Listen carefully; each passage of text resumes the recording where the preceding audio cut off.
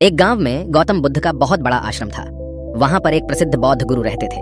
वहां पर उनका एक शिष्य बहुत बोलता था। वह हर समय इधर उधर की बातें करता था। जब वह दान लेने के लिए जाता तो हर घर से एक नई कहानी लेकर आता और आश्रम के दूसरे शिष्यों को सुनाता था। एक शिष्य की दूसरे से बुराई करता, चुगली करता और दूसरों के सामने अच्छा बनने का प्रयास करता। खुद के मुंह से ही खुद की तारीफ करता रहता और हमेशा ही खुद को गुरु के सामने सबसे बुद्धिमान और उत्तम साबित करने का प्रयास करता। वह खुद को सभी शिष्यों से अलग और श्रेष्ठ मानता था। उसका कहना था कि मैं एक अमीर घर का बालक हूँ। अगर मैं चाहता तो एक आरामदायक और सुविधाओं से भरा जीवन जी सकता था, लेकिन मैं वह सब छोड़कर यहाँ आ गया क्योंकि मुझे सत्य की खोज करनी है, खुद को जानना है, जीवन को जानना है। इसीलिए मेरा त्याग तुम सबसे बड़ा है। एक दिन गुरु ने आश्रम के सभी शिष्यों को बुलाकर कहा, आप सभी को अगले 1 महीने के लिए कोई ना कोई संकल्प लेना है। इससे आपकी संकल्प शक्ति मजबूत होगी और आप में आत्मशक्ति का संचार होगा।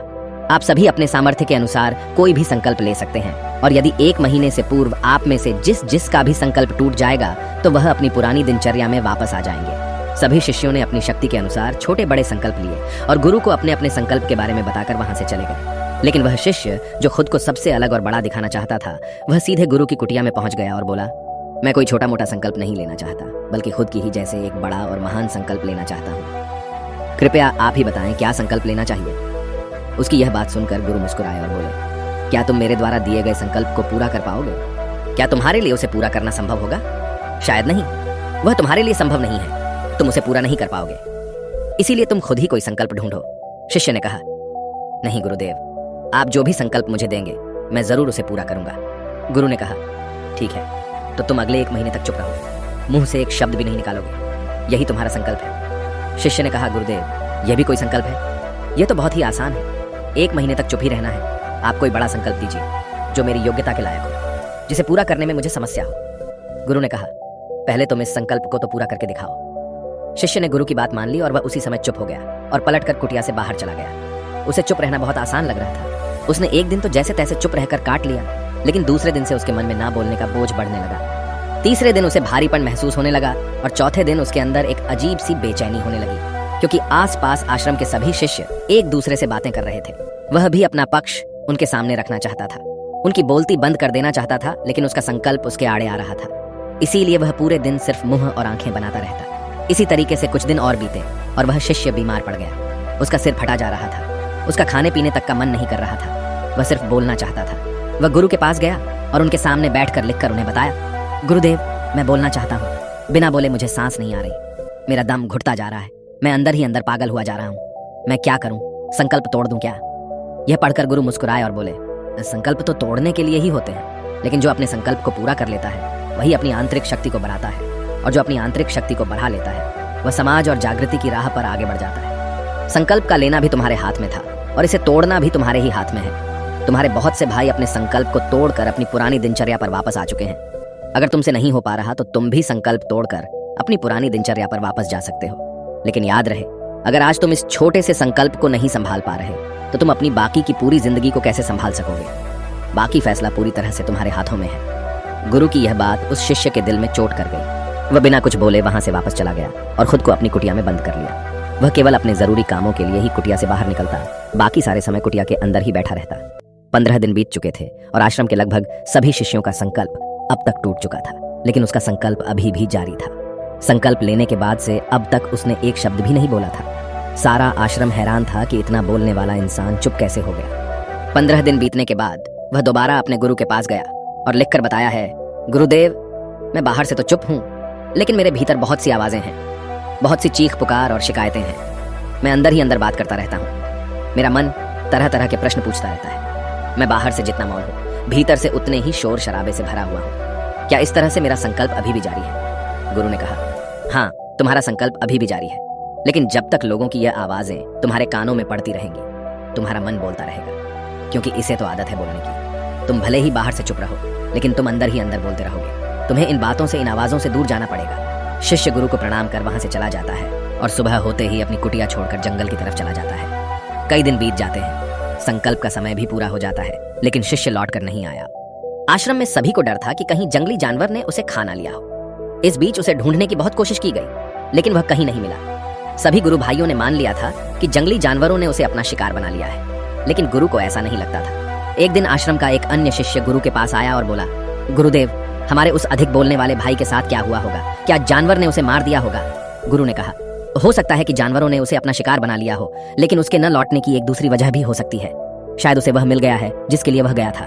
फिर शिष्य ने पूछा, गुरुदेव, क्या ज्यादा बोलना इतना हानिकारक होता है? गुरु ने कहा, इंसान के जीवन के बहुत सारे दुखों में से एक दुख यह भी है कि वह कभी चुप नहीं रह सकता, हमेशा कुछ ना कुछ बोलता ही रहता है। सिर्फ हमारे बोलने के कारण हमारे आधे से ज्यादा दुख पैदा होते हैं। परिवार के अधिकतर झगड़ों की वजह हमारा बेमतलब बोलना ही होता है। हम में से कोई भी चुप नहीं रहना चाहता। हम बस सामने वाले को सुना देना चाहते हैं। जो भी हमारे मन में है सब निकालकर उसके मन में बैठा देना चाहते हैं। उसे समझा देना चाहते हैं कि देख, तू गलत है और मैं सही। और इस तरीके से सब एक दूसरे की सड़ी गली बातों को ग्रहण कर रहे हैं। इस तरीके से सुनने और सुनाने का यह काम जिंदगी भर चलता रहता है। लेकिन इस नासमझी में हम अपना समय, अपना जीवन, अपनी समझ और सबसे महत्वपूर्ण व कीमती पल जो जिए जा सकते हैं, जिनको अनुभव किया जा सकता है, जिनमें आनंद को प्राप्त किया जा सकता है, यह सब खो देते हैं। लेकिन इसके बदले हमें मिलता क्या है? कुछ नहीं, सब व्यर्थ और बर्बाद हो जाता है। इस पागलपन में हमने क्या खो दिया, इसका एहसास केवल कुछ ही लोगों को हो पाता है। बाकी लोग जैसे उन्हें अपने आने का पता नहीं, वैसे ही उन्हें अपने जाने का भी पता नहीं चल पाता। शिष्य ने कहा, तो फिर इसका समाधान क्या है? गुरु ने कहा, पूरी जागरूकता के साथ अपने विचारों को देखना यही एकमात्र तरीका है। सारी मानसिक समस्याओं का वर्तमान में रहकर चिंतन करना, पूरी जागरूकता के साथ अपना काम करना जिंदगी में चमत्कारिक बदलाव ला देता है। उसके बाद वह शिष्य गुरु से अपने प्रश्नों का उत्तर पाकर उनको प्रणाम करके वहां से चला गया। उस शिष्य को आश्रम छोड़कर गए हुए 3 महीने का समय बीत चुका था, लेकिन उसकी कोई खबर न थी। अब तक तो सभी गुरु भाइयों ने भी उसके वापस लौटने की उम्मीद छोड़ दी थी, लेकिन एक दिन वह आश्रम लौट आता है। उसे देखकर सभी के आश्चर्य और खुशी का ठिकाना न रहा। लेकिन अब वह नहीं था जो यहाँ से गया था, वह कुछ और ही बनकर वापस आया था। उसके अंदर एक गजब का बदलाव महसूस किया जा सकता था। उसके चेहरे पर एक गजब का ठहराव और आंखों में बनी शांति थी। आश्रम में आते ही सभी गुरु भाइयों ने उसे चारों तरफ से घेर लिया और बातें करने लग गए। वह भी अपने गुरु भाइयों से बातें करने लगा। उससे बात करने वाले सभी ने यह अनुभव किया कि अब वह पहले जैसा उतावला और बातूनी नहीं रह गया था। उसके मुंह से एक एक शब्द बहुत ही सुलझे हुए और मधुरता के साथ निकल रहे थे। थोड़ी देर तक गुरु भाइयों से बात करने के बाद वह सीधा गुरु की तरफ चला गया। उसने गुरु के चरण छुए और कहा, गुरुदेव, क्या मैं अब भी मौन हूँ? क्या अब भी मेरा संकल्प जारी है? गुरु ने कुछ देर तक शिष्य की आंखों में बड़े ध्यान से देखा और कहा, हाँ, तुम अब भी मौन हो। तुम्हारे मुंह से एक भी शब्द निकल नहीं रहा और तुम्हारा संकल्प अभी भी जारी है। शिष्य ने कहा, गुरुदेव, जब मैं आश्रम से गया तो मैं मुंह से तो चुप था, लेकिन मेरे अंदर बहुत सी आवाजें थी। मन में बहुत से प्रश्न थे और वह बंद नहीं हो रहे थे, तो मैं जंगल में चला गया इस उम्मीद से कि वहां मुझे शांति मिलेगी और मेरे मन की बकबक कम हो जाएगी। लेकिन मैं जितना एकांत में जाता गया, मेरे अंदर की आवाज उतनी ही तेज होती गई। मेरे भीतर की पुरानी से पुरानी आवाज मुझे सुनाई देने लगी। तब जाकर मैंने महसूस किया कि मैं कितना गलत कर रहा था। जब मैं अपने परिवार वालों, दोस्तों को और गुरु भाइयों को बुरा भला कहता था तो उस समय मुझे लगता था कि मैं सही कह रहा हूँ। जब मैं गुरु भाइयों की एक दूसरे से चुगली करता था और उनका मजाक बनाता, तब भी मुझे यही लगता था कि मैं उनसे बेहतर हूँ और मैं सही कर रहा हूँ। लेकिन उस दिन मैंने पहली बार महसूस किया कि मैं कितना गलत बोलता था। काफी दिनों तक ये आवाजें, ये शिकायतें मेरे अंदर चलती रहीं, लेकिन धीरे धीरे करके एक दिन ये सारी आवाजें मेरे अंदर से समाप्त हो गई। अब मैं भीतर से भी मौन हो गया। उस घने जंगल में बाहर से कोई बोलने वाला था नहीं और भीतर कोई आवाज बची ही नहीं थी, और मैं उस दिन पहली बार मौन का सही अर्थ समझा। मेरे चारों तरफ बहुत शांति थी। हालांकि अभी भी कुछ आवाजें आ रही थीं जो पहले भी आती थीं, लेकिन मैं उन्हें सुन नहीं पाता था। पर अब वह सभी आवाजें मुझे स्पष्ट रूप से सुनाई दे रही थीं।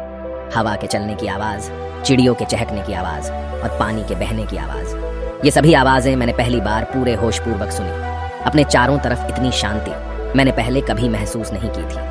तो इस शांति को भंग करने के लिए मैंने पहली बार अपने मुंह से कोई शब्द निकाला। मैं चिल्लाया, हे ईश्वर, ये कैसी शांति है? सभी कुछ इतना शांत क्यों है? ऐसा क्या हो गया? लेकिन मेरे चिल्लाने के बाद भी शांति भंग नहीं हुई। सब कुछ पहले जितना ही शांत था, बाहर भी और भीतर भी। हे गुरुदेव, मैंने अपने गुरु भाइयों से बात की, मैंने आपसे बात की। मैं बोल रहा हूँ, मैं चल रहा हूँ, मैं सब कुछ देख रहा हूँ, लेकिन मैं अपने भीतर एकदम एकांत में हूँ, मौन में हूँ। भीड़ में होता हूँ तब भी भीतर से अकेला एकांत में होता हूँ। जब मैं खुद में भी शोर करना चाहता हूँ तब भी एकांत में ही होता हूँ। अब सब दिखाई पड़ने लगा है, सब सुनाई पड़ने लगा है। गुरु ने कहा, जब तक हम बाहर की तरफ बोलते रहेंगे, भीतर अशांति ही रहेगी, लेकिन जिस दिन हम भीतर की तरफ मुड़ जाएंगे, तब हमारे मुंह से कुछ भी निकलेगा, हम शांत ही रहेंगे। दुनिया में जितनी भी बुराइयां हैं, ज्यादातर हमारे बोलने से ही उत्पन्न होती है, क्योंकि हम चुप रहना नहीं चाहते। हम जितनी जरूरत है उससे कहीं ज्यादा बोलते हैं। हम सामने वाले को सुनना नहीं चाहते, बल्कि उसकी बोलती बंद कर देना चाहते हैं। उसे समझा देना चाहते हैं कि मैं कौन हूं, मैं क्या कर सकता हूं, और यही हमारी जिंदगी का मकसद बनकर रह जाता है। हमारी सारी ऊर्जा व्यर्थ के बोलने में बर्बाद होती रहती है। ऐसे ही समाज में लोगों का जीवन दुखों से भर जाता है, जो हमेशा एक दूसरे को सुनाने में लगे रहते हैं। कभी एक दूसरे को सुनना नहीं चाहते, समझना नहीं चाहते, और चुप रहना तो उन्होंने कभी सीखा ही नहीं, क्योंकि चुप रहना उन्हें छोटा महसूस करवाता है। दुनिया की सभी लड़ाइयों का कारण हमारा बोलना ही है, इसलिए हमें सिर्फ उतना ही बोलना चाहिए जितना जरूरी हो, क्योंकि व्यर्थ का बोलना ऊर्जा को नष्ट करना है, और यह बोलना ही हमें कभी अपने भीतर की ओर लौटने नहीं देता, क्योंकि यह हमें बाहर की ओर खींच कर रखता है, और बाहर है ही क्या इस संसार के अलावा। लेकिन अगर अपने भीतर के संसार की ओर मोड़ना है तो इस मुंह को बंद ही रखना चाहिए। इसीलिए जितने भी बुद्ध हुए, आत्मज्ञानी हुए, वह सभी एकांत की ओर भागे, ताकि उन्हें ज्यादा न बोलना पड़े, ज्यादा सुनना न पड़े। वह एकांत में रहे और शांत रहे, इसीलिए आसानी से भीतर की यात्रा कर पाए। लेकिन अगर कोई चाहे तो इस संसार में रहकर भी एकांत में रह सकता है, शांत रह सकता है, लेकिन इसके लिए उन्हें अपनी ऊर्जा बचानी होगी, जिसे वह अब तक अपने व्यर्थ के शब्दों में बर्बाद कर रहे थे। दोस्तों, इस कहानी की सीख यही है कि व्यर्थ का बोलना ऊर्जा को नष्ट करना है। ज्यादा और व्यर्थ बोलना ही हमें अपने भीतर की ओर लौटने नहीं देता, क्योंकि यह हमें बाहर की ओर झुकाए रखता है, और जिन्हें भीतर की यात्रा करनी है उन्हें अपने मुंह को बंद ही रखना चाहिए। मुझे उम्मीद है कि आपको यह कहानी पसंद आई होगी और काफी कुछ सीखने को मिला होगा। कहानी के बारे में अपने विचार आप हमें नीचे कमेंट बॉक्स में कमेंट करके बता सकते हैं। जाने से पहले वीडियो को लाइक करें और चैनल को सब्सक्राइब जरूर करें। नमो बुद्धाय।